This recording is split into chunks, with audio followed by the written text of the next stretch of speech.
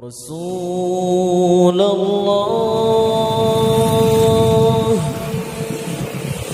Rasulullah,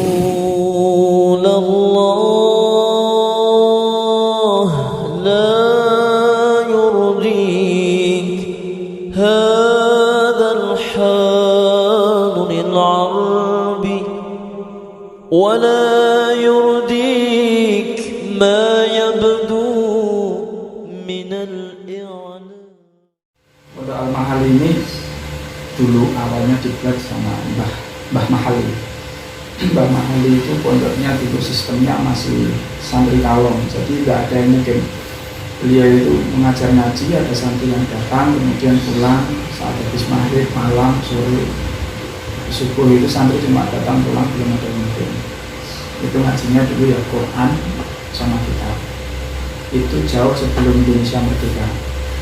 Terus kemudian pada masa Belanda, Jepang, pondoknya itu sempat dibunyikan, sempat dilarang sama Belanda, kemudian berhenti, macet, dan Mbah Mahali meninggal. Mbah Mahali meninggal. Ketika itu putra-putri Mbah Mahali masih kecil-kecil, termasuk salah satunya Pak Ahmad Mujab Mahali. Kemudian beliau mondok di Magelang, di salah satu pondok di daerah Magelang di Ambulan. Setelah itu tahun 82 Pak Mujab pulang baru 82 itu membangun pondok lagi. Al-Mahali itu dihidupkan lagi. Tapi saat itu statusnya Pak Mujab masih sering datang pondok ke Magelang, kesini cuma rutinan dan lain sebagainya.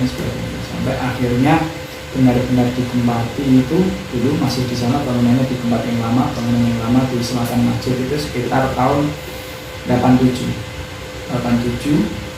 ditempati. 88 Pak Mujab menikah, kemudian Al-Mahali hidup lagi, baru kemudian tahun 91 bangunan yang ini dibangun. Jadi tahun 91 ini dibangun, baru kemudian ada pondok yang mungkin itu 91, ada santri mungkin tahun 91 ini pondok putra, kemudian pondok putri dulu masih di rumah warga. Di rumah warga itu disewa dulu, digunakan sebagai asrama pondok putri. Kemudian tahun 94 Al-Mahali punya lembaga pendidikan formal yaitu MTS Al-Mahali, itu sekitar 94. Begitu juga dengan 96 mempunyai pos kestrem. 99 baru punya asrama pondok putri sendiri, yang dulu masih menetap di tempatnya orang desa, itu kemudian pindah punya asrama putri sendiri. Yang misalnya lihat lantai 2 sebelah sini masih tadi itu pondok putri, kemudian ini pondok putra. Seiring berkembangnya waktu, semakin banyak, semakin pesat, hingga akhirnya Pak Mujab itu meninggal tahun 2003. Jadi tahun 2003 Pak Mujab meninggal, kemudian pondok sempat vakum karena masih belum ada yang meneruskan santri-santri senior.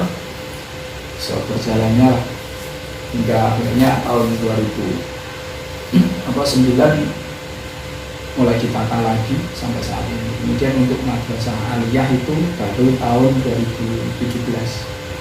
Ada 17, 19, 20 ini baru 2 tahun untuk madrasah aliyah. Itu sejarah singkatnya untuk Al-Mahali. Siapa saja yang terlibat Sekarang atau itu? Kalau sekarang itu jadi gini, ini nama yayasan Al-Mahali. Di bawah yayasan Pondok Pesantren Al-Mahali itu ada lembaga di bidang pendidikan. Lembaga bidang pendidikan ada mulai PAUD, terus RA itu sekelas TK, Rohidul Atfal kan, TK, PAUD, Permata Hati. Kemudian ada Madrasah Sanawiyah Al-Mahali atau MTS, ada Madrasah Aliyah Al-Mahali, MA, ada Madrasah Diniyah Al-Mahali. Ini yang di lembaga pendidikan formal. Kemudian ada di sini. Kalau untuk pengembangannya kita punya Pondok Pesantren Al-Mahali Mojolegi. Mojolegi itu nama desa di daerahnya Giri. Itu ada pengembangan. Di sana sudah ada bangunan 3 lantai sama 1 musola. Kita gunakan untuk ya pengembangan di sana, pendidikan di sana. Setiap minggu pagi, kemudian rutinan selapan sekali itu ada di sana. Itu untuk lembaga pendidikannya. Nah, di lembaga pendidikan ini di TK dan PAUD ini nama kepalanya Bu Muslikah Surya atau sering dipanggil Bu Ika. Kemudian di Madrasah Sanawiyah ini Bu Hadmini MB.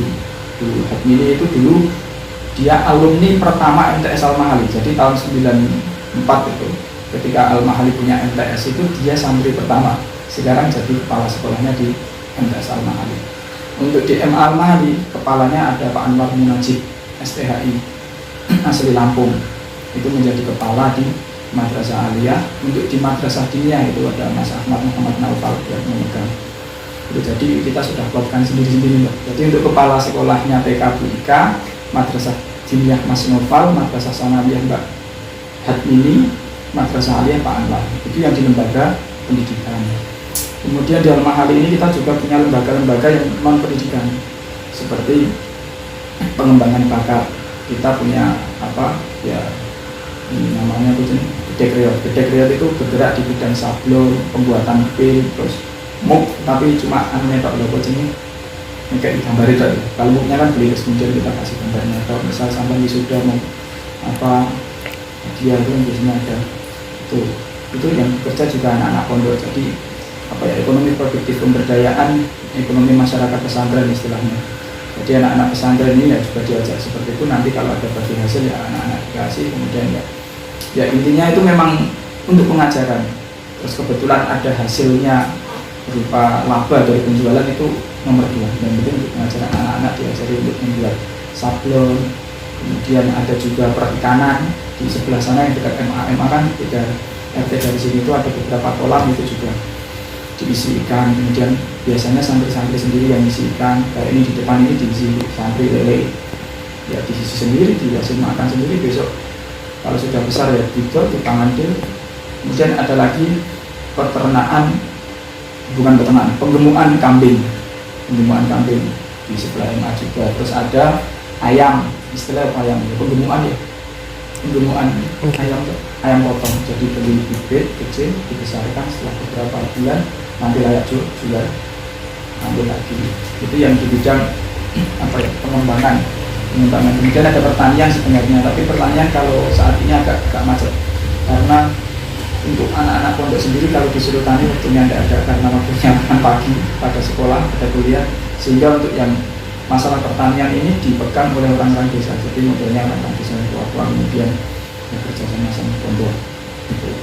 Kalau masalah satu lagi BLK, Balai Latihan Kerja, itu kerjasama antara pondok sini dengan Kementerian Ketenagakerjaan. Ketika itu masih Pak Hanif Kadiri, sekarang sudah ganti siapa lupa. Itu di bidang otomotif sepeda motor. Jadi anak-anak dilatih untuk bengkel, istilah bengkel motor. Itu ada kerjasama dari pondok sini sama Kementerian Ketenagakerjaan. Dulu bentuk kerjasamanya kita dikasih bangunan, kemudian kita dikasih alat, kemudian suruh ngirim santri sini atau perwakilan dari sini ke Bogor. Di Bogor dilatih menjadi instruktur itu selama hampir 2 bulan. Setelah selesai instruktur, pulang di sini ngajari anak-anak. Itu untuk pengembangan bakat. Kalau yang untuk ekonomi, murni ekonomi produktif itu ada 2. Ada toko Al-Mahali ATK. Ada tiga. Al-Mahali ATK 1 itu berisi kitab-kitab, kemudian fotokopi dan peralatan-peralatan tulis, itu ada di sebelah sini dekat Jalan Imogiri Timur, KM 11 atau 10 itu. Nomor 2 Al-Mahali Bakery, itu roti, pembuatan roti, yang masak dia, pembuatan roti, itu dulu kerjasama sama Bugasari. Bentuk kerjasamanya Bugasari ngasih pelatihan selama 2 bulan. 10 hari. Masa 10 hari kok? 10 hari kok? 10 hari, pelatihan 10 hari sama Bugasari di sini. Jadi untuk masalah roti ini, insya Allah kualitasnya sudah tidak kalah sama yang lain karena pelatihnya langsung dari Bugasari, standar-standarnya juga. Dan yang satu ada SCSP ini angkringan warung kopi, dan ada di sebelah sini itu untuk perekonomian di pondok pesantren. Nanti pondok pesantren ini termasuk pondok pesantren yang Salafi atau campur? Kalau ditanya seperti itu, ini mana ya masih secara literatur, kitab-kitab yang kita pakai itu kitab salaf. Kalau secara literatur yang kita pakai, kitab-kitabnya kitab salaf. Kita jelas masih pakai, misal ya, ini kan kalau malam di sini ada madrasah diniyah ini per kelas mulai dari Iddad, Awaliyah 1, 2, 3, 4, ada Wusta, kemudian ada Kuliah itu. Kemudian kita sistemnya juga masih salaf, pakai bandongan dan sorogan. Bandongan itu kalau di kampus itu Stadium General lah, ada satu dosen, kemudian semua santri ikut, ada satu kiai yang membacakan kitab, semua santri ikut, itu bandongan. Kalau sorogan itu satu persatu maju, misal saya, kemudian ada anak maju bawa kitab Fathul Qorib baca, saya nyimak itu sorogan. Jadi sistemnya masih salah. Kitab yang kita pakai pun juga masih kitab salah. Seperti misal setelah ini kan tadi sudah Madinah, di sini ada pengajian kitab Nasrul Ibad, pakainya juga kitab kuning, itu kitab tasawuf. Besok malam ada kitab Tafsir Al-Ibris, itu juga pakai kitab kuning, juga kitab-kitab klasik kan, kitab salah. Pada subuh ada kitab Riyadhus Shalihin. Kemudian nahwu sorobnya juga masih pakai ya Imri, Alfiyah dan lain sebagainya. Ada kitab usul fikih dan lain sebagainya. Jadi secara sistem pendidikan literatur yang kita pakai itu salah. Cuma secara pengelolaan kita sudah tidak salah banget itu kita. Karena anak-anak di sini juga kita ajari untuk harus bisa komputer, harus bisa mengikuti perkembangan zaman. Jadi kalau pertanyaan sampean apakah sini salah atau modern, ya saya juga tidak tahu apakah sini salah atau modern, terserah orang menilai. Karena kan ada orang salah, terus yang dinilai salah itu secara literatur apa sistem, kan ada seperti itu. Karena ada juga pondok yang dikatakan modern sudah tidak pakai kitab kuning, ada pondok-pondok sudah tidak pakai kitab kuning, itu ada pondok-pondok tertentu lah. Tapi ya kita seperti ini, kalau literatur yang digunakan itu masih kitab-kitab klasikal seperti dulu, kitab-kitab kuning, tapi untuk metode pembelajaran kita sudah ya kita sesuaikan dengan sekarang. Kita juga punya lab komputer, lab bahasa ada tapi sudah macet dan lain sebagainya. Kita seperti anak-anak juga kita bolehkan bawa alat-alat elektronik, tapi untuk yang kuliah. Jadi sini ada MTS, SMA ini asramanya. Kalau yang kuliah di sana, yang kuliah itu kita bebaskan bawa HP, bawa laptop, karena memang itu kebutuhan ya kampus lah. Sama itu merasa aja laptop yo, cuma menambah jago ya. Tapi dari SMA memang tidak kami perbolehkan bawa laptop, tidak kami perbolehkan bawa HP, karena sekolahnya juga di dalam sini, jadi tidak perlu ada komunikasi yang lain. Kalau mereka memang butuh komputer, kita suruh ke lab sekolah. Di sekolah kan ada labnya. Kalau yang SMP itu ada sekitar sudah banyak, itu 30-an komputer ada. Kalau yang aliyah dari 10 itu kita persilahkan kalau mau pakai komputer di lab, tapi tidak boleh bawa laptop. Itu yang SMA.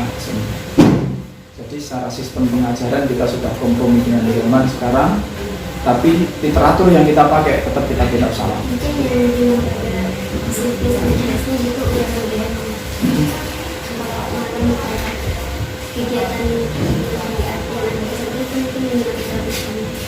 Iya, tapi juga begini Mbak, karena sekolah ini sekolahnya pesantren, tetap di dalamnya juga ada pelajaran-pelajaran pesantren kita masukkan.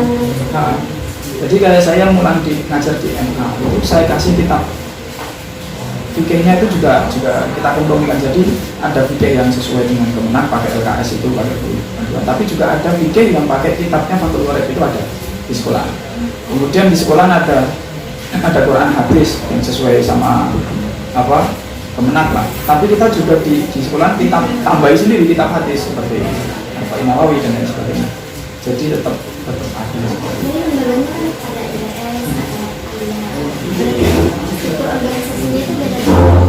Beda, tapi semua di bawah nama yayasan. Jadi seperti itu tadi, ulangnya ini kan ada taris dan ada dan sebagainya. Nama yayasan Pondok Pesantren Al-Mahali, Yayasan Al-Mahali kan. Dan di bawah yayasan ini ada beberapa bidang lembaga.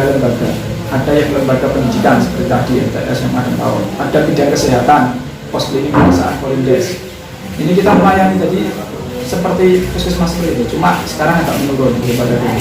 Cuma masih berjalan. Jadi seringkali orang datang ke sini. Ada dokternya juga. Dokternya dari puskesmas kerjasama dengan puskesmas Pleret datang. Apalagi terutama untuk santri sendiri yang sakit, sebelum mereka itu periksa ke puskesmas karena sakit, kita periksa dulu di sini.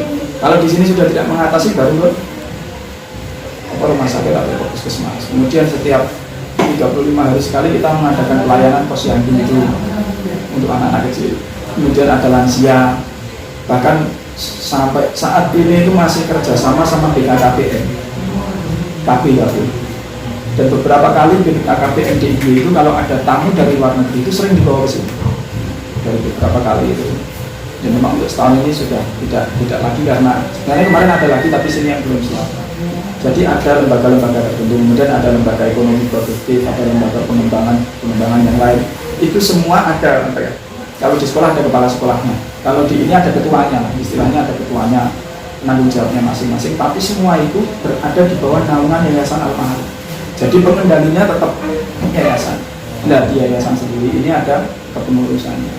Kepengurusannya ya dirinya Pak Mijab dan saudara-saudara sendiri, sehingga sekolah-sekolah dan semua lembaga yang ada di bawah naungan Yayasan Al-Mahalim ini tidak bisa, istilahnya tidak bisa lepas dari kontrol yayasan. Jadi seperti itu. Misal sekolah mau full day, ini kan nggak mungkin, karena nanti di pondok sore ngaji lagi, malam ngaji lagi, sehingga yayasan bisa memberikan kebijakan pulang jam 1 sama pulang zuhur, oke, kemudian pulang. Seperti itu. Jadi kontrolnya tetap yayasan. Ya nanti masalah sama Kemenak sama yang lain itu bisa dikompromikan, dan Kemenak pun juga memperbolehkan kok kalau sekolah-sekolah yang milik pondok pesantren itu tidak harus pulang sampai kuliah, itu juga boleh. Seperti MA sini kan pulang jam 1 pulang, biar anak-anak bisa istirahat, makan, tidur-tidur, lumayan kan 2 jam, nanti asar bangun lagi, habis asar ngaji lagi.